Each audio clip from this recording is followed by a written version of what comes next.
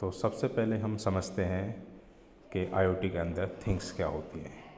IoT के अंदर things वो सब चीज़ें होती हैं जो with the help of internet एक दूसरे से कनेक्टेड हो जाएं, एक दूसरे से कम्युनिकेट करें।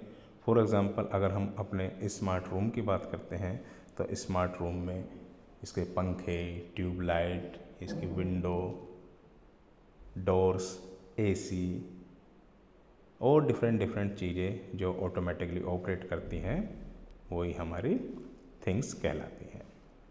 अब यदि हम बात करें कैरेक्टरिस्टिक्स ऑफ आईओटी, तो आईओटी के कैरेक्टरिस्टिक्स में सबसे पहले कनेक्टिविटी आती है, उसके बाद थिंग्स, फिर data, next communication, intelligence, action and ecosystem. 7 तरह की टोटल कैरेक्टरिस्टिक्स होती हैं। सबसे पहले कैरेक्टरिस्टिक्स की बात करें तो पहला कैरेक्टरिस्टिक्स कनेक्टिविटी होती है। कनेक्टिविटी का मतलब होता है कि जब भी दो या दो से अधिक डिवाइसेस आपस में कम्युनिकेट करें तो उनके बीच में कम्युनिकेशन कनेक्शन एस्टेब्लिश होना बहुत ज़रूरी है। अगर कनेक्शन नहीं है तो कोई भी डिवाइसेस आपस में कम्युनिकेट नहीं कर पाएंगी। दूसरी प्रॉपर्टी होती है थिंग्स। थिंग्स माने अगर हमें आईओटी आर्किटेक्चर या इकोसिस्टम बनाना है तो उसके लिए थिंग्स का होना बहुत ज़रूरी है। थिंग्स जैसा कि हम पहले भी डिस्कस कर चुके हैं कि everything surrounding S which can operate automatically. Next is the data.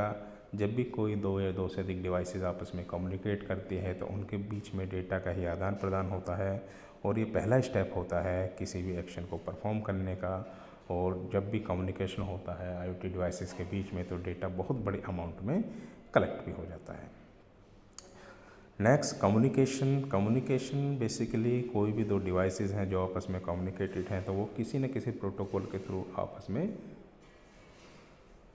Communicate ज़रूर करेंगी और वो प्रोटोकॉल पहले से हमारे पास अवेलेबल रहते हैं। फॉर एग्ज़ाम्पल हमारे पास कम्युनिकेशन मीडिया के रूप में देखा जाए तो वाईफाई, LWPA और बहुत सारी ऐसी टेक्नोलॉजीज़ हैं जो आईओटी डिवाइसेस को सपोर्ट करती हैं। Next one is the intelligence. Intelligence is basically sensing capabilities होती हैं। जब हमारे पास बहुत सारा डेटा कलेक्ट हो जाता है दो या दो से अधिक डिवाइसेस के कम्युनिकेशन करने से तो उस दौरान उस डेटा को एनालाइज़ करना, क्योंकि बहुत बड़ा बिग डेटा हो जाता है तो एनालाइज़ करने के लिए हमें इंटेलिजेंस की ज़रूरत